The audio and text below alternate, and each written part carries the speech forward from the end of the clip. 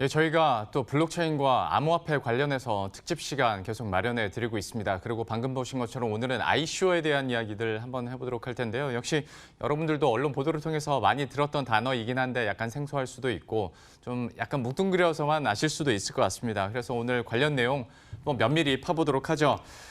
계속 함께해 주시는 분이죠. 넥스트러스트 이민재 대표 그리고 특별히 담덕치과의 김대웅 원장 모셨습니다. 어서 오십시오. 안녕하십니까? 안녕하세요. 안녕하세요. 예, 반갑습니다. 대표님은 3일째 만나고 있으니까 네, 반갑습니다. 또 따로 인사를 안 드리도록 하겠고. 아마 우리 시청자 여러분들은 갑자기 블록체인 얘기하는데 치과 의사를 왜 섭외했을까라고 생각하실 수도 있는데요. 좀 따로 소개를 부탁드려야 될 것 같습니다. 원장님께서 어떻게 하다가 우리 방송에 출연을 하게 되셨습니까? 예, 안녕하십니까. 저는 담덕치과 원장 김대훈입니다. 저는 여기 이민재 대표하고 같이 블록체인 사업도 같이 도와서 좀 하고 있고요. 그리고 사실 저도 이제 그 한국 비트코인계에서 산 증인이나 마찬가지인데요. 네. 뭐 사진 하나 띄워주신다고 그랬는데. 아, 예, 저희가 사진을 하나 준비했는데 그러면 지금 보면서 한번 얘기를 해보도록 하겠습니다. 본인 입으로 블록체인의 산 증인이라고 얘기를 하셨으니까 저희가 한번 얘기를 해보도록 할 텐데 글쎄요, 안에 사진이 아직 준비가 안 된 것 같습니다. 한번 얘기를 해보도록 하죠. 스스로 어떤 의미에서 산 증인이라고 얘기를 하신 거예요? 이제 저도 이제 초창기부터 블록체인이나 비트코인에 대해서 많이 얘기를 들어왔고, 네. 그래서 제가 그 4년 전에 2015년 여름인데 그때 이제 그 비탈릭 부테린, 그러니까 이제 이더리움을 만든 사람이죠. 네. 이더리움의 창시자인데 그때 한국에 처음 왔어요. 예. 그때 처음 와갖고 그때는 이제 지금은 이제 비탈릭 부테린 오면 국회에서도 모셔오고 사람도 막 한 수천 명 모이고 막 이렇게 하거든요. 예. 근데 그때는 아는 사람이 별로 없으니까 네. 진짜 몇 명 없었어요. 그래서 선릉역에 그 조그만 세미나 룸에서 그때 진짜 3, 4, 5 조금씩 모여갖고 그때 뭐 이더리움이나 이제 그때 관련 얘기를 그때 했었거든요. 예. 예, 그런데 그때 이제 이더리움이 이제 런칭하기 바로 직전이라 그때 이더리움 시세가 한 1,000원 전후 이렇게 왔다 갔다 했었거든요. 네. 근데 그게 이제 나중에 한 200만 원 넘게 그러게요. 갔었어요. 그러다 보니까 뭐 2,000배 넘게 오른 거죠. 그래서 그때 한 1,000만 원 정도 투자를 했으면 예. 200억 넘어가는 그런 상황이 되는 건데 그러다 보니까 이제 지금도 이제 와이프가 얘기를 한 번씩 하죠. 그때 왜 안 샀냐 도대체. 그러니까 창시자까지 만나셨으면서 그래서 이제 저 지인들은 그때 이제 그때부터 투자하신 지인들은 이제 돈을 이제 많이 버신 분들도 꽤 있고 예. 뭐 그랬죠. 저는 솔직히 방송 전에 그 사진을 미리 좀 보긴 했거든요. 근데 그냥 너무 그냥 편안하게 일상 사진 찍은 그런 사진이길래 그냥 지나가다가 알아보고 사진 한번 찍자 그런 줄 알았더니 실제로 초창기서부터 좀 알고 사진을 찍은 것 같은데 좀 궁금한 것이 치과 운영은 안 하셨습니까? 아, 그때는 이제 좀 잠깐 쉬고 있을 때였습니다. 네. 잠깐 쉬고 있을 때고 그때 이제 그 친한 형이 이제 그 코인이나 이렇게 관심이 많아서 예. 그때 이제 연락을 주고 해서 같이 이제 그때는 이제 뭐 이태원에 비트코인 센터가 있었어요. 예. 그때 센터가 있어서 거기 가면 우리나라에서 유일하게 거기서 비트코인도 사용할 수 있고 예. 거기서 뭐 결제도 하고 거기서 모임하면 그때 MB를 이제 비트코인으로 결제하고 예. 그때 이제 세미나 하면 뭐 그때는 이제 채굴도 많이 했으니까 채굴할 때 뭐 아니면 이제 트레이딩 관련해서 뭐 잘 아는 사람들이 뭐 세미나도 하고 뭐 이제 거기서 모임도 하고 끝나고 맥주도 한잔 하고 예. 그랬던 시절이죠. 또 옛날 얘기 들으니까 이것도 흥미로운 것 같은데 어제는 사실 저희가 그러니까 미스코리아 출신의 지금의 블록체인 업계에서 일하고 있는 이사님을 모셨었고 네. 오늘은 치과 의사를 하고 계신 또 블록체인 업계에서 또 열심히 활동하시는 분을 모셨는데 그래서 의료 분야에서 또 블록체인을 활용할 수 있는 예는 대표님께 여쭤봐야 될 것 같아요. 좀 어떻게 보십니까? 먼저 아마 김대웅 원장님께서 더 잘 아실 것 같아서 네. 김대웅 원장님께서 답변을 해주시는 게 좀 더 좋을 것 같은데요. 그래요? 갑자기 진행을 하셔가지고 예, 그럼 원장님께서 한번 얘기를 해주시죠. 네, 블록체인이 이제 데이터를 저장하는 방식이 하나잖아요. 네. 그러다 보니까 병원에서도 각종 이제 의료 데이터를 그 처리하는 데 있어서 활용을 하면 네. 그 많은 좋은 결과를 나타내는데 뭐 예를 들면 병원에서 이제 환자의 진료 기록을 뭐 전자 차트나 뭐 종이 차트에 기록을 보통 하거든요. 예. 뭐 전자 차트 같은 경우는 뭐 EMR이라고 해서 원장님 저희가 네. 진짜 뜬금없고 맥락이 없긴 하지만 이제 준비가 됐습니다. 저 사진인데 제가 여러분 제가 왜 갑자기 그냥 지나가다가 사람 만나서 사진 찍은 거 아니냐고 물어본 느낌이 나시죠? 너무 편안하게 두 분이 사진 찍어서 저분이 그러니까 이더리움 창시자라는 거잖아요. 예, 그렇죠. 비탈릭 부테린인데 저 때가 4년 전이죠. 2015년 여름인데 저도 이제 그 큰 생각 없이 나갔어요. 그러니까 수염도 안 깎고 진짜 예. 편안하게 나가는데 보시면 이제 옆에가 이제 21세 젊은이죠. 그때 예. 새파란 젊은이인데 그때는 뭐 이렇게 거물이 되실 줄 몰랐죠. 근데 원장님도 얼굴이 많이 좋아지셨네요. 그래서 예. 감사합니다.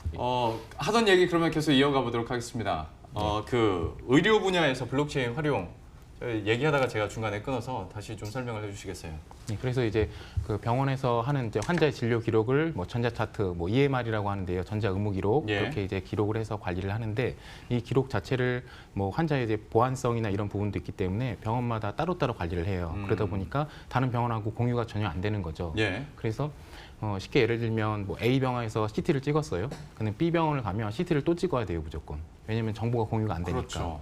그러면 돈도 또 내야 되고 또 엑스레이도 한 번 더 찍어야 되고 하니까 많이 불편하고 하는데 이거를 이제 블록체인 같은 데 올리면 이제 정보를 공유할 수 있으니까 많이 편리해지고 또 이게 환자의 기록을 다른 사람이 그냥 봐서는 안 되는 거잖아요. 예. 보안성도 중요한데 이게 뭐 블록체인을 활용하면 이게 보안성도 담보가 되니까 금상첨화라고 할 수 있죠. 그러니까 저희가 보안에 대해서는 지금까지 계속 또 앞선 이틀 동안에 강조를 해드렸었는데 정보를 공유한다는 측면에서도 또 메리트가 있어 보입니다. 다만 이제 의료 분야이기 때문에 여기에 대한 개인정보 보호 측면은 또 철저히 하고 계시겠지만 또 이중 비용을 내지 않아도 되는 장점도 블록체인을 활용한다면 있을 수 있을 것 같은데 저는 얼마 전에 그 뉴스 통해서 보험 청구할 때도 블록체인 활용이 가능하다고 들었거든요. 그러니까 네. 지금은 다 여기서 서류 떼고 저기서 네, 서류 맞습니다. 떼서 제가 또 여기다가 신청하고 그러는 거잖아요. 네네. 이게 또 원스톱으로 가능하다면서요? 결국에는 그 과정이 굉장히 말씀하신 것처럼 번거로운 게 사실인데요.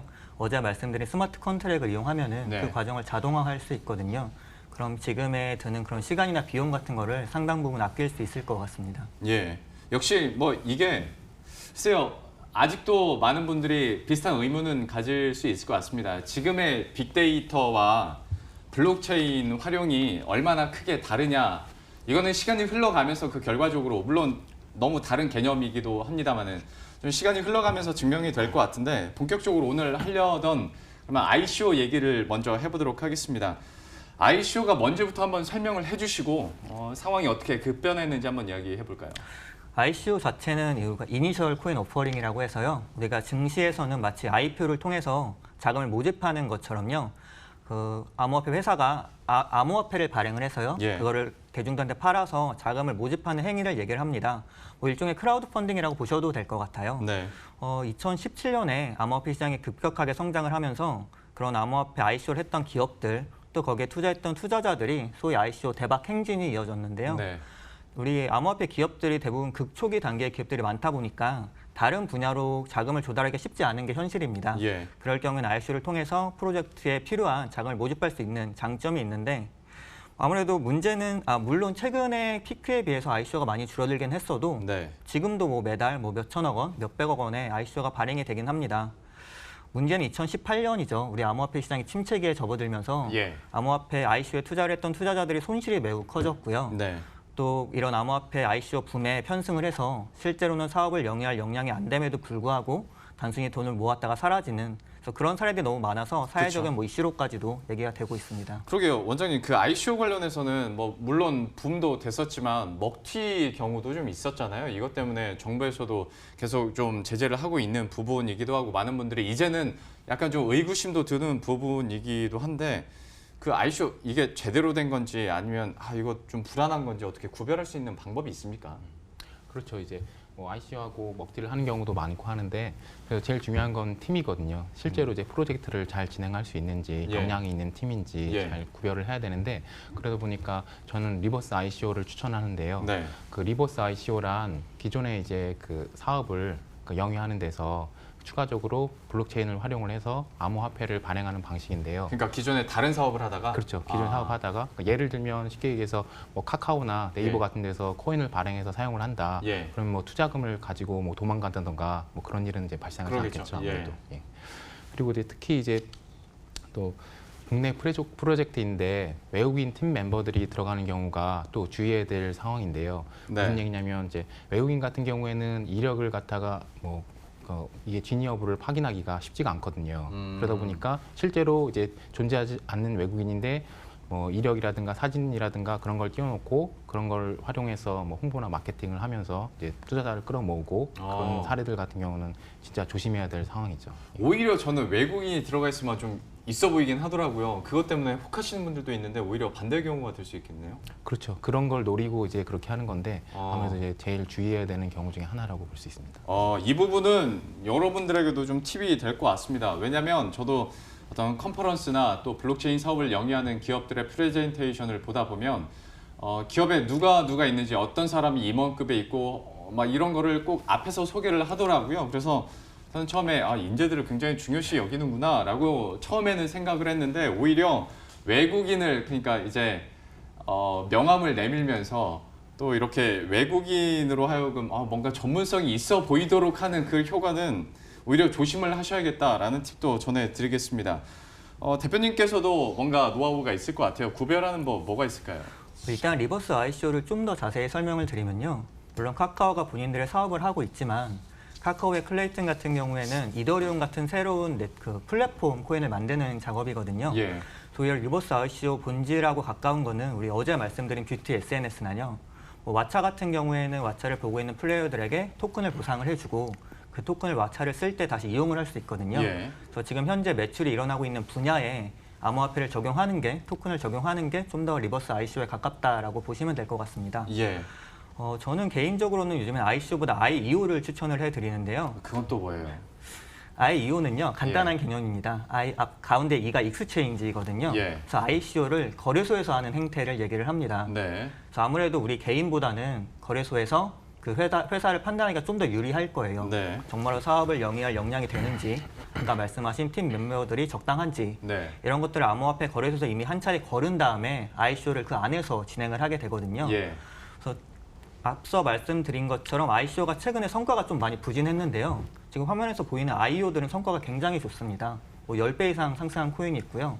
오히려 경쟁이 너무 치열해서 참여하기가 어려운 수준이거든요.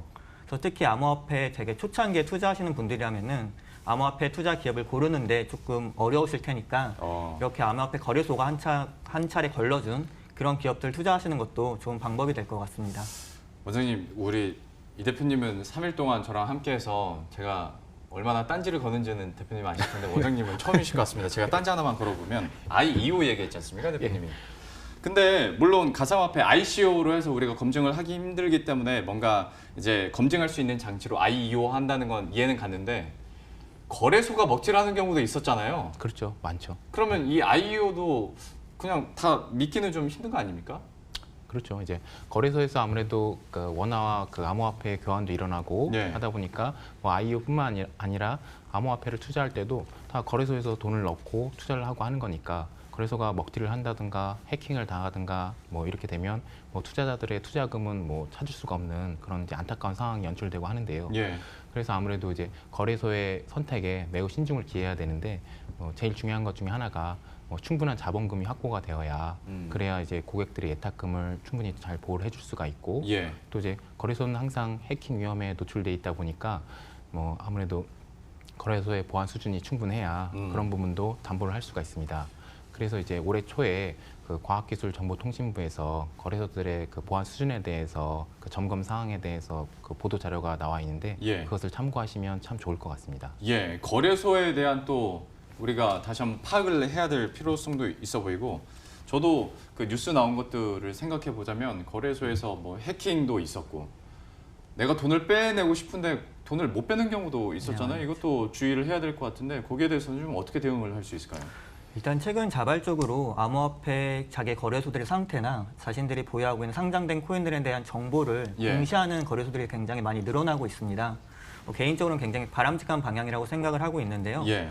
암호화폐 거래소도 아마 규제안이 곧 국내에 마련이 될 테고 그럴 경우에는 우리 마치 증권거래소처럼 충분한 그런 규제를 갖춘 거래소들만이 살아남을 확률이 높거든요.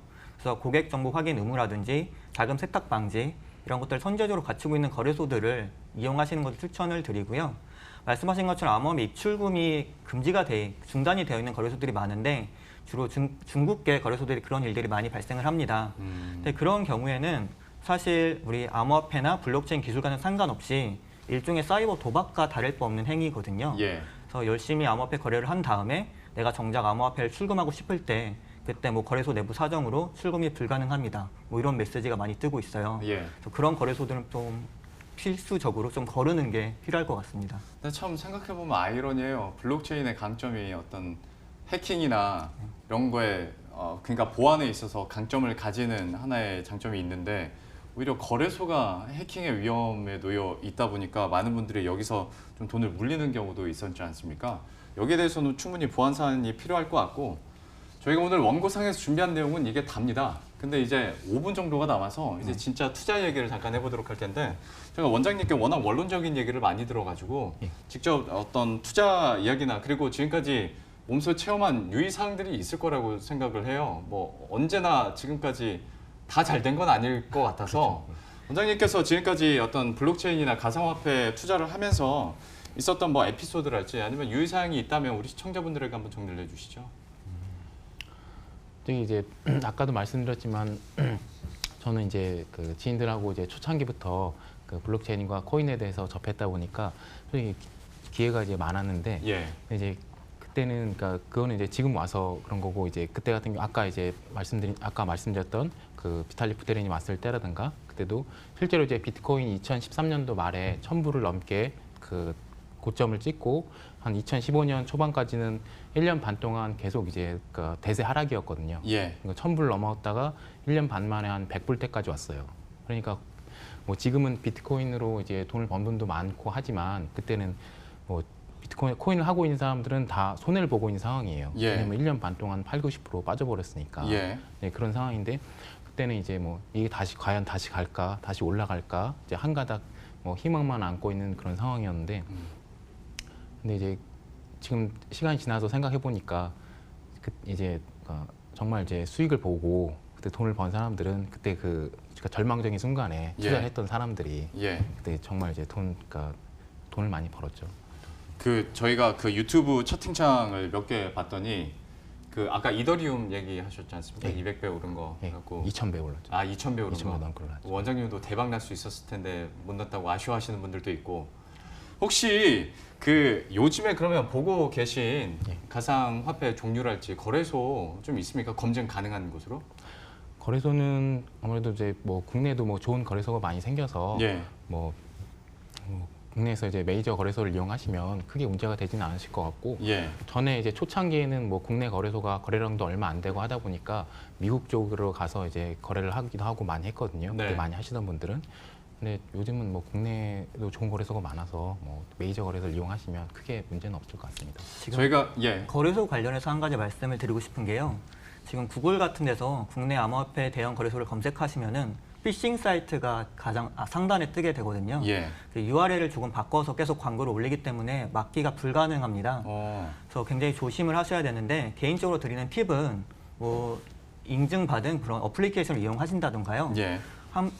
매번 검색해서 들어가지 마시고요. 즐겨찾기로 등록을 해 놓으시면은 그 다음부터는 공인된 사이트에 클릭해서 들어가시면 되거든요. 예. 그래서 그런 부분을 좀 조심을 하셔야 될 것 같습니다. 그 조심 유의사항도 또 대표님께서 얘기를 해주셨고 저희 채팅창 분위기가 저희가 블록체인을 해드리면서도 저희도 사실 준비하면서 우려했던 부분이기도 한데 분위기가 그렇게 썩 좋지는 않습니다. 왜냐하면 블록체인에 물리신 분들도 많고 그렇죠. 많죠. 워낙 그러니까 블록체인 산업이 아니라 우리나라에서는 이렇게 이슈 붐이 됐던 게 어떤 가상화폐 갑자기 묻지마 투기로 좀 알려지다 보니까 여전히 좀 부정적인 인식이 있는 것도 사실인데요. 그러다 보니 이제 채팅창에서도 야 블록체인이나 가상화폐 하는 차라리 여기서는 뭐 코롱 얘기까지 나옵니다. 차라리 이 종목 사라 뭐 이렇게까지 얘기가 나오는데 대표님께서 여기에 대해서는 좀 얘기를 해주셔야 될 것 같아요. 가장 안타까운 점이 지금 실제 서비스가 구현되어 있는 우리가 체감할 수 있는 블록체인 서비스가 없는 게 문제인 것 같은데요.